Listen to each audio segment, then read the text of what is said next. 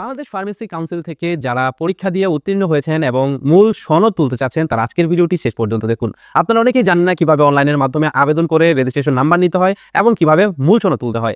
আজকের ভিডিওতে আমি কিন্তু A to Z প্রসেসটা দেখাতে চলেছি। সেই সাথে কোথায় কি ডকুমেন্ট লাগবে, কিভাবে সাবমিট করতে হবে, এই সকল গাইডলাইন কিন্তু আজকের ভিডিওতে পেয়ে যাবেন। তাই অবশ্যই ভিডিওটি শেষ পর্যন্ত দেখবেন। মূল ভিডিওতে যাওয়ার আগে রিকোয়েস্ট করব ভিডিওটিতে লাইক দিয়ে ভিডিওর পরবর্তী অংশটুকু কন্টিনিউ করবেন। ফার্মেসি কাউন্সিলের মূল রেজিস্ট্রেশন সনদ উত্তোলনের জন্য আপনাদের যে কাজটি করতে হবে, সর্বপ্রথম আপনাকে আপনার মোবাইল ফোন কিংবা কম্পিউটার থেকে যে কোনো একটি ব্রাউজার ওপেন করতে হবে। তারপরে আপনাদেরকে একটা লিঙ্কে প্রবেশ করতে হবে। লিঙ্কটি ভিডিও ডিসক্রিপশন বক্সে দেওয়া রয়েছে। আপনারা ভিডিও ডিসক্রিপশন বক্স থেকে লিঙ্কটিতে ক্লিক করলে আপনাদেরকে ঠিক এরকম একটা ইন্টারফেসে নিয়ে আসবে।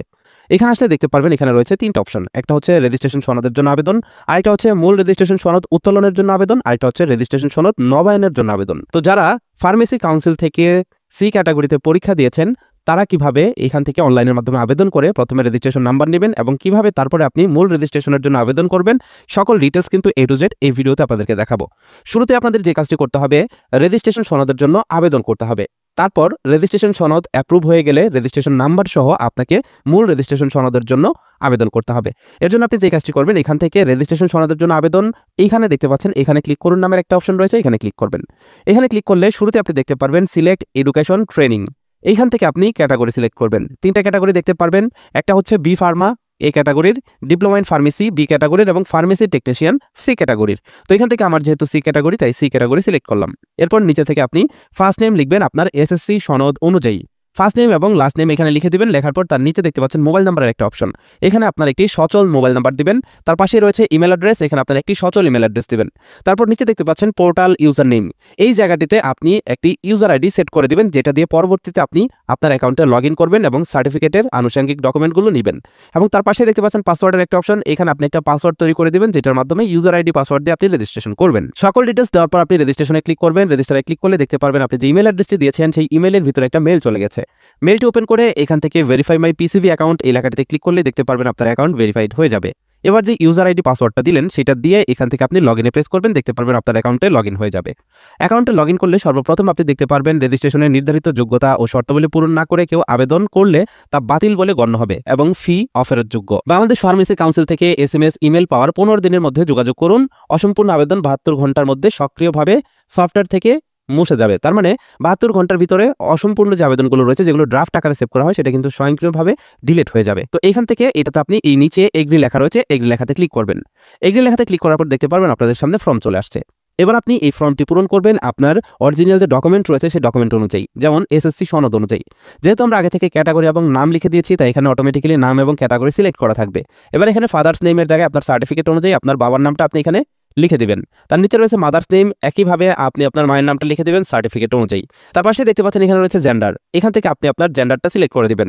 তার নিচে দেখতে পারবেন এখানে রয়েছে ডেট অফ বার্থ, এখান থেকে আপনি আপনার ডেট অফ বার্থটা দিয়ে দিবেন আপনার সার্টিফিকেট অনুযায়ী। ডেট অফ বার্থ দিলে দেখতে পারবেন অটোমেটিক্যালি ডান পাশে আপনার বয়স এখানে কত বছর সেটা চলে আসবে। তার নিচে ইমেল অ্যাড্রেস ফোন নাম্বার দেওয়াই থাকবে। এবার এখানে দেখতে পাচ্ছেন মোবাইল হোম, যদি চান আপনি এখানে সেকেন্ডারি নাম্বার ব্যবহার করতে পারেন, না চাইলে নাও দিতে পারেন, এটাতে কোনো অসুবিধা নেই।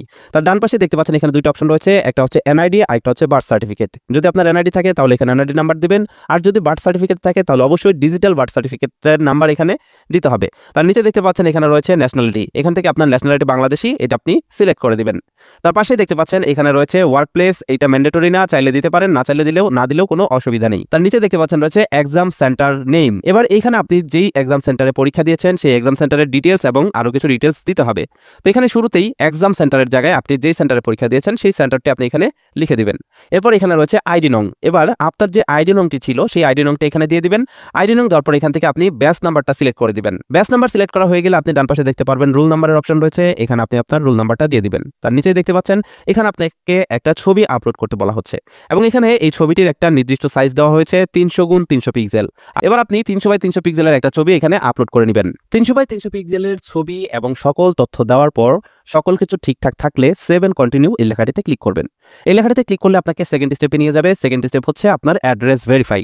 এখানে আপনি আপনার প্রেজেন্ট অ্যাড্রেস এবং পার্মানেন্ট অ্যাড্রেস এখানে টাইপ করে দিবেন। প্রেজেন্ট অ্যাড্রেস দেওয়া হয়ে গেলে নিচে দেখতে পারবেন পার্মানেন্ট অ্যাড্রেসের নিচে দুইটা অপশন রয়েছে, is the permanent address same as present address. যদি আপনার পার্মানেন্ট এবং প্রেজেন্ট অ্যাড্রেস সেম থাকে তাহলে এখান থেকে আপনি ইয়েস দিবেন, আর যদি না থাকে তাহলে এখানে নো দিবেন। তাহলে দেখতে পারবেন আবারও ফর্ম চলে আসবে। এবার আপনি এখানে আপনার পার্মানেন্ট অ্যাড্রেসটা টাইপ করে দিবেন।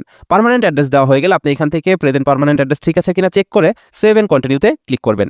7 কন্টিনিউতে ক্লিক করলে দেখতে পারবেন এখানে আরেকটা অপশন চলে আসছে। এখানে আপনাকে আপনার ডকুমেন্টগুলো আপলোড করতে হবে। এখানে শুরুতে আপনাকে যে সকল ডকুমেন্ট আপলোড করতে হবে তার ভিতরে প্রথম হচ্ছে আপনার এসএসসি সার্টিফিকেট। আপনি আগে থেকেই এই ডকুমেন্টগুলো আপনার কম্পিউটারে অথবা মোবাইল ফোনে পিডিএফ আকারে সেভ করে রাখবেন এবং প্রত্যেকটা ফাইলের সাইজ হতে হবে 1 MB। 1 MBর উপরে হলে কিন্তু আপনি সেই ফাইলগুলো এখানে আপলোড করতে পারবেন না। তো এখানে দেখতে পাচ্ছেন শুরুতে রয়েছে সিলেক্ট সার্টিফিকেট। এখানে এই যে ডকুমেন্ট ফাইল এই লেখাটিতে ক্লিক করে পিডিএফ আকারে আপনার যে সার্টিফিকেটটা রয়েছে সেটাকে আপনি এখানে আপলোড করে দিবেন। আপলোড করা হয়ে গেলে ডান পাশে দেখতে পাচ্ছেন রুল এবং রেজিস্ট্রেশন নাম্বার। এখানে আপনি আপনার এসএসসি পরীক্ষার রুল নাম্বার এবং রেজিস্ট্রেশন নাম্বারটি লিখে দিবেন। তার নিচে রয়েছে ফার্মেসি কাউন্সিলের অ্যাডমিট কার্ড আপলোড করার অপশন। এবার আপনি এখান থেকে আপনার ফার্মেসি কাউন্সিলের অ্যাডমিট কার্ডটি আপনি এখান থেকে আপলোড করবেন। অ্যাডমিট কার্ড আপলোড হয়ে গেলে নিচে দেখতে পাচ্ছেন ন্যাশনাল আইডি আপলোডের অপশন রয়েছে। এখান থেকে আপনি ন্যাশনাল আইডিটা আপলোড করে দিবেন এবং তার নিচে রয়েছে ড্রাগ লাইসেন্স। এইখানে যদি আপনার নিজের ড্রাগ লাইসেন্স থাকে তাহলে আপনাকে অন্য কোনো এক্সপেরিয়েন্স সার্টিফিকেট দিতে হবে না, কিন্তু আপনি যদি আরেকজনের ড্রাগ লাইসেন্স দিয়ে থাকেন যেখানে আপনি চাকরি করেছেন তাহলে আপনাকে কিন্তু এখানে এক্সপেরিয়েন্স সার্টিফিকেট এখানে দিতে হবে। আপনি যে প্রতিষ্ঠানে চাকরি করেছেন সেখান থেকে একটা এক্সপেরিয়েন্স সার্টিফিকেট নিয়ে নেবেন এবং সেটা এখানে কিন্তু আপলোড করে দিতে হবে। সকল কিছু আপলোড করা হয়ে গেলে সেভ এন্ড কন্টিনিউ এই লেখাটিতে ক্লিক করবেন। সেভ এন্ড কন্টিনিউ লেখাতে ক্লিক করলে দেখতে পারবেন আপনার ইনফরমেশনগুলো আপনাদের সামনে চলে আসছে। আপনি সকল কিছু ভালোভাবে যাচাই করে নেবেন। সকল কিছু ঠিকঠাক থাকলে আপনি এখান থেকে পে নাও অপশনে ক্লিক করবেন। পে নাও অপশনে ক্লিক করে আপনি এইখান থেকে 510 টাকা পেমেন্ট করতে পারবেন অনলাইনের মাধ্যমে। পেমেন্ট করার জন্য আপনি সিম্পল এখান থেকে পে নাওতে ক্লিক করবেন এবং কনফার্মে ক্লিক করবেন। কনফার্মে ক্লিক করলে দেখতে পারবেন আপনার সামনে সোনালী ব্যাংকের গেটওয়ে চলে আসবে। এবার আপনি এখান থেকে মোবাইল ব্যাংকিং, ইন্টারনেট ব্যাংকিং অথবা সোনালী ব্যাংকের মাধ্যমে পেমেন্ট করতে পারবেন। এখানে আপনি যে কোনো একটা মাধ্যমে পেমেন্ট করে দিলে দেখতে পারবেন আপনার আবেদনটি সাবমিট হয়ে গেছে। এবার দেখতে পারবেন আপনার অ্যাকাউন্টে লগ ইন করলে ঠিক এরকম একটা ইন্টারফেস চলে আসবে যেখানে আপনার ছবি থাকবে এবং আপনার সম্পূর্ণ প্রোফাইলটি থাকবে। এখানে একটু লক্ষ্য করে দেখুন রেজিস্ট্রেশন নং। এখানে কিন্তু রেজিস্ট্রেশন নং এর জায়গায় লেখা আছে it will generated after final approval. তার মানে আপনার ফাইনাল অ্যাপ্রুভালের পরে কিন্তু এখানে আপনি রেজিস্ট্রেশন নাম্বারটা পাবেন, আর রেজিস্ট্রেশন নাম্বারটা পাওয়ার পরেই কিন্তু আপনি মূল সনদের জন্য অ্যাপ্লিকেশন করতে পারবেন। এখানে দেখতে পাচ্ছেন আন্ডার প্রসেসিং লেখা আছে। এই আন্ডার প্রসেসিং লেখাটি অ্যাপ্রুভ হওয়া পর্যন্ত আপনাকে অপেক্ষা করতে হবে। এর জন্য সাধারণত 7 দিন থেকে 15 দিন পর্যন্ত সময় লাগতে পারে। আপনার ফোনে একটা মেসেজ চলে আসবে, যে মেসেজে লেখা আসবে যখন এটি অ্যাপ্রুভ হবে তখন সাথে সাথে আপনার ফোনে মেসেজ পাবেন, যেই মেসেজে লেখা থাকবে যে আপনি যে ডকুমেন্টগুলো আপলোড করেছেন সেই ডকুমেন্টগুলো নিয়ে 15 কার্যদিবসের ভিতরে ফার্মেসি কাউন্সিলে যোগাযোগ করুন।